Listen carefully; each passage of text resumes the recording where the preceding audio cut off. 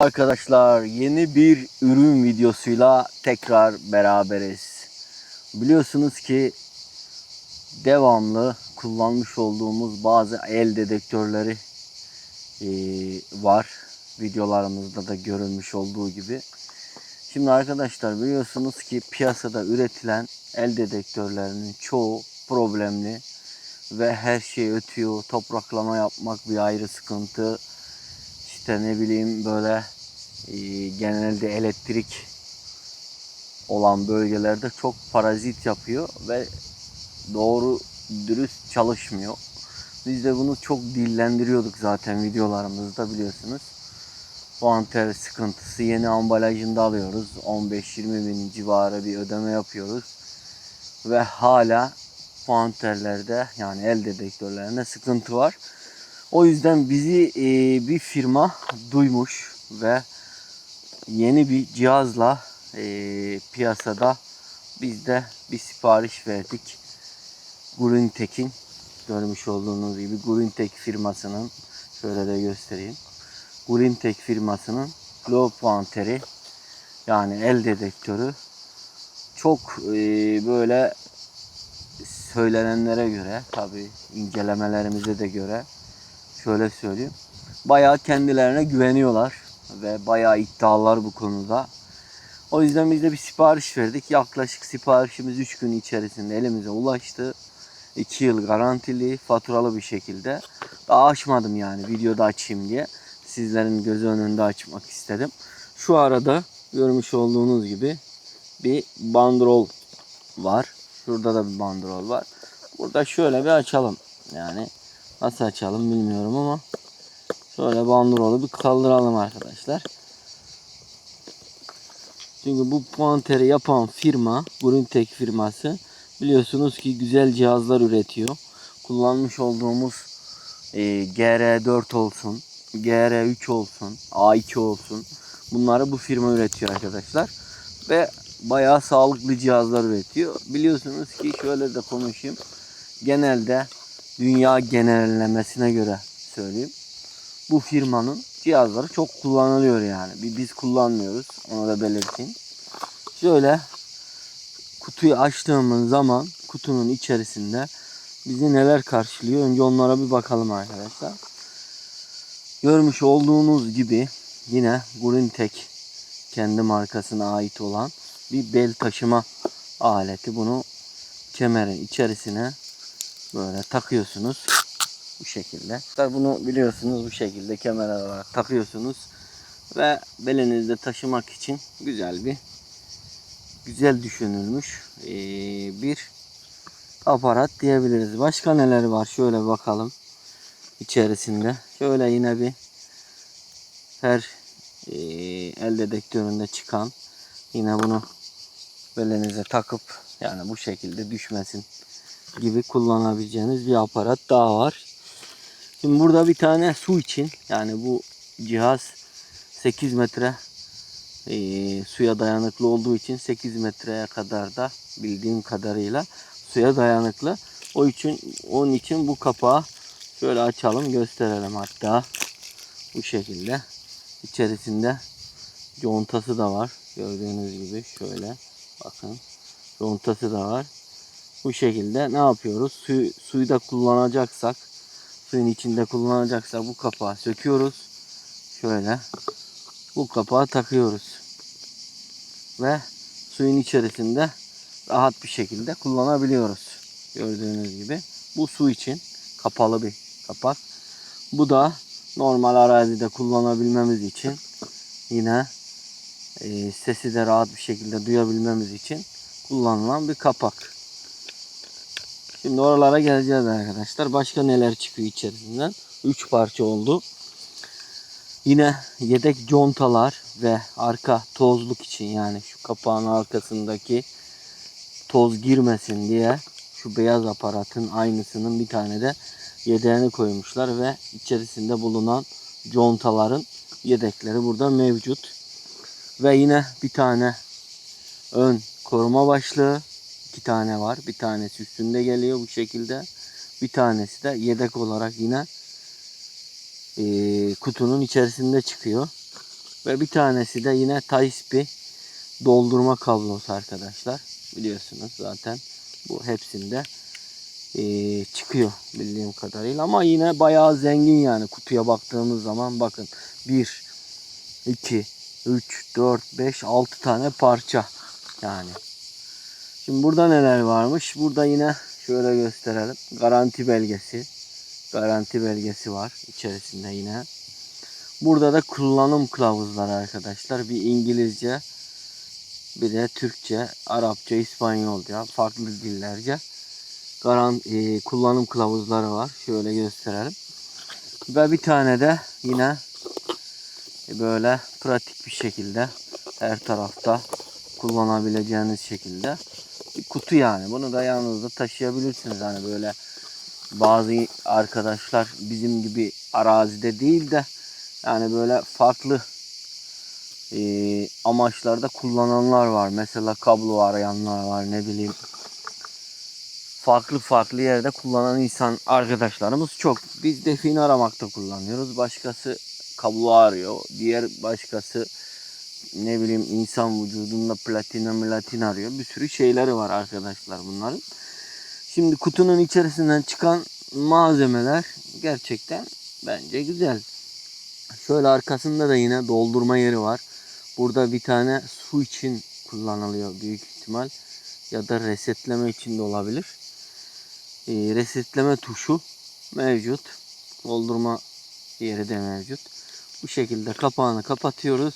Yine görmüş olduğunuz gibi şurada yine bandrolün ekranı açılması için bir tane etiket koymuşlar. Şöyle bir açalım. Buradan. Bu şekilde. Bir açalım. Önce bir çalışıyor mu çalışmıyor mu? Ona bakalım. Var mı herhangi bir metal yanımızda? Ha? Şu an açık mı?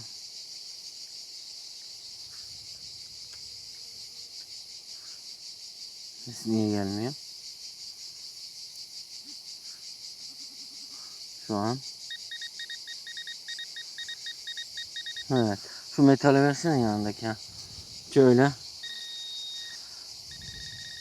Gördüğünüz gibi sesi çok az çıkıyor. Neden dolayı biliyor musunuz arkadaşlar bu? Şimdi şuradaki sistemi çıkarmamız lazım. Bunu arazide kullanabilmemiz için. Şuradaki sistemi çıkarabilmemiz lazım. Tozluk var burada bir tane. Bunu nasıl çıkarabiliriz? Var mı yanımızda herhangi böyle bir şey? Ya da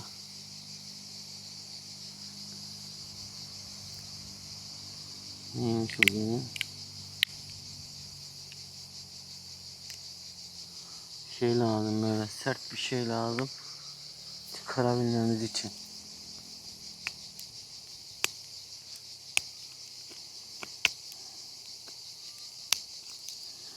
Ne kadar koymuş böyle ya.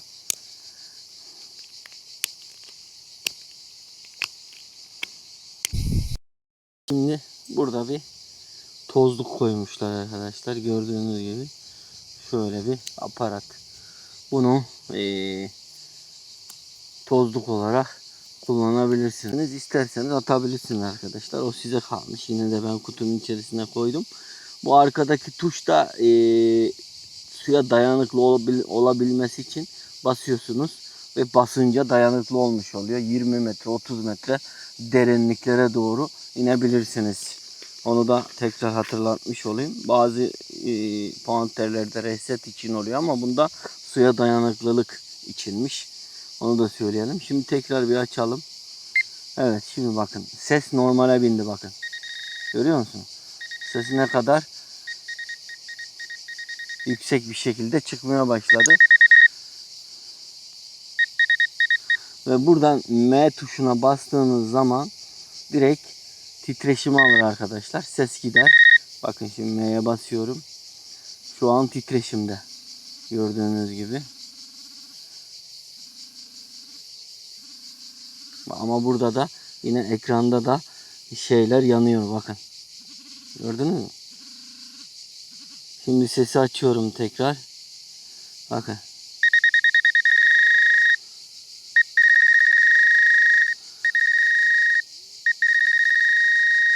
Gayet güzel çalışıyor yani. Şimdi bu da yine lambası da var burada arkadaşlar. Gördüğünüz gibi şurada 2 tane lamba var. Onu açıp kapatmaya yarıyor. Biraz geride tut şöyle. Bu da lamba. Şu da suyun içerisinde basınca dayanıklı olması için mi, yoksa suyun altında daha rahat çalışabilmesi için olabilir arkadaşlar. Tabi bunları kullandıkça öğreneceğiz yani. Şu an neden bu videoyu çekiyorum onun detayına da gelecek olursak, yani burada herhangi bir ürün tanıtım gibi düşünmeyelim arkadaşlar. Şimdi biz bunu kullanmaya başladığımız zaman videolarımızda bir sürü soru gelecek. Yani o sorulara rağmen olarak çekiyoruz bu videoyu. Ya, abi şurası nasıl, burası nasıl gibi sorular gelmesin diye ürünü kullanmaya başlamadan önce böyle bir çekeyim dedim. Yani kendi açımdan ve bizim de takipçilerimiz detayları öğrenme amacından çekmek istedim. Ve fazla sorular gelmez yani. Biz de tanımış oluruz kullanmadan önce. Bakın mesela burada neler var? Üstümüzde gerilim hatları var. Özellikle buraya geldim. Yüksek gerilim hatları veya büyük enerji manyetik noktalarda öbür puanterler böyle sinyal veriyor. Böyle tuttuğunuz zaman didididit diye ötüyor, biliyorsunuz. Yani bunda herhangi bir ötme falan görmedim. Şu anda rahat bir şekilde de çalışıyor. Şunu da açtığım zaman gördüğünüz gibi, yani daha büyük bir şey olsa, hani şöyle telefonda deneyelim bir. Gördüğünüz gibi bakın, aşağı yukarı 10-11 santim civarı. Bakın şöyle biraz daha geri alayım hatta.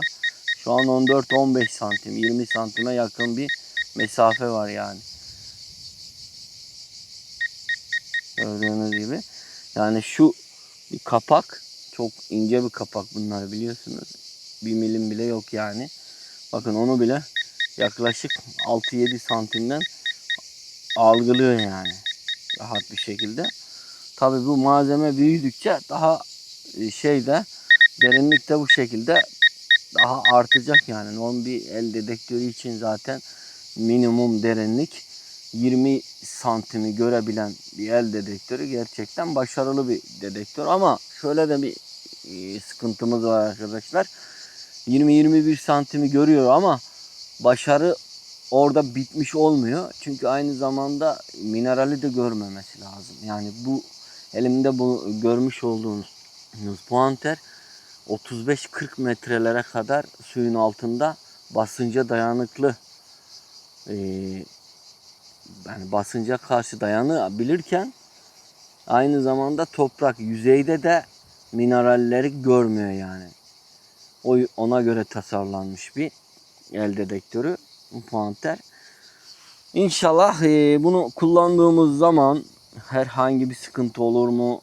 Minerale karşı bir tepki verir mi? Diğer puanterler gibi sıkıntı yaşar mıyız? Bunu tabii şimdi burada ne kadar konuşursak konuşalım, kafamızda büyük soru işaretleri gitmeyecek. Bunu kullandığımız zaman videolarımızda minerallere karşı, ne bileyim işte öbür puanterle karşılaştırdığımız zaman çoğu yerde biliyorsunuz ki saçmalıyor. İnşallah bunda öyle bir şey olmaz. Saçmalamaz. Saçmalarsa da sizlerle paylaşacağım zaten. Bütün detayları paylaşıyorum arkadaşlar. Göreceğiz o zaman. Ne diyelim? Güzel bir ürün diye düşünüyorum. Sağlam yani en azından. Böyle yani kendini belli ediyor yani arkadaşlar. Şöyle baktığımız zaman. Yani ağırlık olsun, kalite olsun. Görüyor musunuz? Kalitenin ne kadar böyle kendini belli ettiği. Yani gerçekten güzel bir ürün. Ve fiyatı da o kadar pahalı değil yani normalde. Yani şöyle söyleyeyim. 8500-8600 civarlarında bir şey. Bu dolar üzerine satıldığı için öyle konuşuyorum arkadaşlar. Yanlış anlamayın. Mesela dolar biliyorsunuz zam geldi mi bunun fiyatı da yükseliyor. Düştü mü bunun fiyatı da düşüyor. Hani Türk parasına vurduğum zaman ben ne kadar aldım? 8200 civarı falan aldım. Bu el dedektörün. Yani fiyat performansı olarak da diğer dedektörlere el dedektörlerine baktığımız zaman bence o kadar pahalı bir ürün değil. Mesela bu Guset Max dediğimiz bizim turuncu kullandığımız 16 bin lira 17 bin lira noktanın mesela el dedektörü olmuş olsan o da 12 bin lira 14 bin lira 15 bin lira yani fiyat olarak da uygun bir cihaz diye düşünüyorum. Çünkü 8500 lira gibi bir rakam bence arkadaşlar 10 numara bir fiyat diye düşünüyorum. Çünkü öbür dedektörleri, panterleri aldığımız zaman yani o kadar paralar verip de kullanmaya başladığımız zaman ve mineralde sıçtığı zaman affedersin. Yani şimdi bunu da denemek,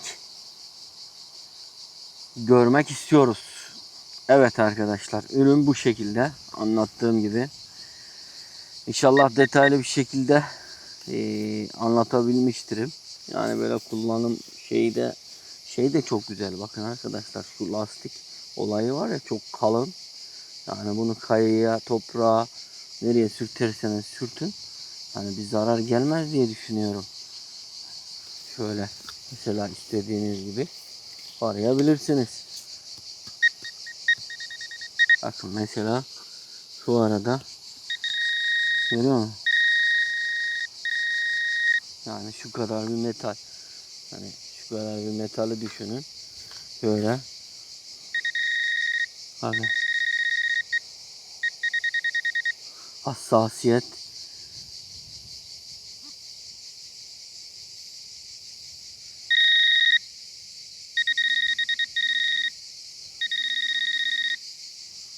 Yani şunu bir kapatalım. Şu basınç olayını açtığınız zaman da bakın burada bir ışık yanıyor arkadaşlar. Yani buna bastığınız zaman hem ışık yanıyor hem de suya basınç yani basınca dayanıklı bir burada ışık yanıyor. Anlıyorsunuz ki su modu açık ve hemen ikinci kapağı takıyorsunuz. Bu şekilde suyun altında aramaya başlıyorsunuz. Zaten direkt kendi titreşimi alıyor o zaman. Şöyle yaklaştır bak. Direkt kendi titreşimi alıyor o zaman. Yine su altında çalışmayacaksanız bunu kapatıyorsunuz. Kapağı değiştiriyorsunuz. Çünkü kapağı değiştirmezseniz şöyle bir olay olur. Sesi duyamazsınız. Çünkü arkadaki aporları kapatmış olur. Sesi duyamazsınız. Şöyle duyarsınız ancak. Bence sağlıklı.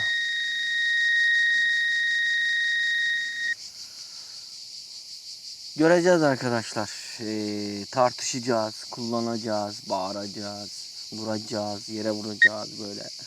Ondan sonra kayaya sürteceğiz. Ondan sonra cıma atacağız böyle. Mesela şöyle atacağız. Bütün testlerini yapacağız beraber.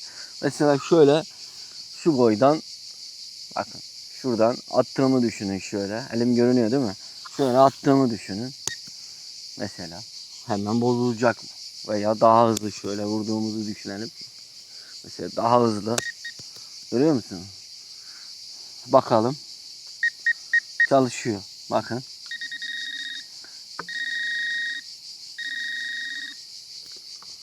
Yani aynı zamanda panter dayanıklı da olması lazım. Şimdi sağdasınız hemen böyle ufacık bir şeyde kırılacaksa veya kafası kopacaksa, gözü kopacaksa sağda bırakabilir bizi. O yüzden hani ben şöyle ufaktan bir test yaptım. Dedim ya videolarımızda daha iyi testler gelecek. Bunların hem dayanıklılık testlerini yapmış olacağız hem minerale karşı bize tepkilerini ölçeceğiz. Saçmalayacak mı? Bazı noktalarda onları göreceğiz. Ve bütün detaylarıyla videolarımızda görmeye başlayacaksınız. Bence yani kendi görüşüm olarak konuşursam arkadaşlar, kalite 10 numara, sağlamlık 10 numara, ses 10 numara. Yani sistem olarak sesi 10 numara. Buradaki Type-C olsun, suya dayanıklılığı olsun. Yani şu an 35-40 metre demek, inanın suyun altında felaket demek.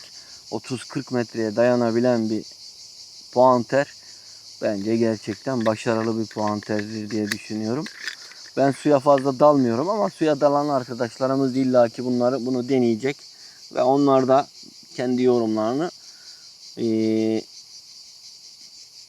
takipçilerine paylaşacak veya bizlere paylaşacak. Kalite diyoruz arkadaşlar. Grüntek biliyorsunuz, başta da söylediğim gibi güzel bir marka. Gerçekten bugüne kadar kullanmış olduğum cihazlar arasında GR3'ü de kullandım, A2'yi de kullandım, GR4'ü de kullandım. Bu cihazların arasında, yani bu cihazlar zaten ödül almış arkadaşlar. Bütün dünyada sertifikaları mevcut. O yüzden bence bunda da başarılı bir sistem olduğunu düşünüyorum. Deneyeceğiz, göreceğiz. O zaman ne diyoruz arkadaşlar? Sizleri seviyorum. Yorumlarınızı bekliyorum bu ürün için. En başta da dediğim gibi normalde puanterleri bu şekilde çekmiyorum. Bu da hoşuma gittiği için, güzel bir kalite olduğu için ve sizlerin de beğeneceği, hem rakamsal olarak hem kalite olarak hem kullanım standartları olarak güzel bir cihaz olduğu için sizler için böyle bir video yapmak istedim. Sizler de fikirlerinizi, görüşlerinizi yorumlarda bildirirseniz sevinirim. Sizleri seviyorum. Umarım yeni bir ürün videosunda tekrar beraber olmak dileğiyle diyorum. Hoşça kalın, selametle kalın, kendinize iyi bakın.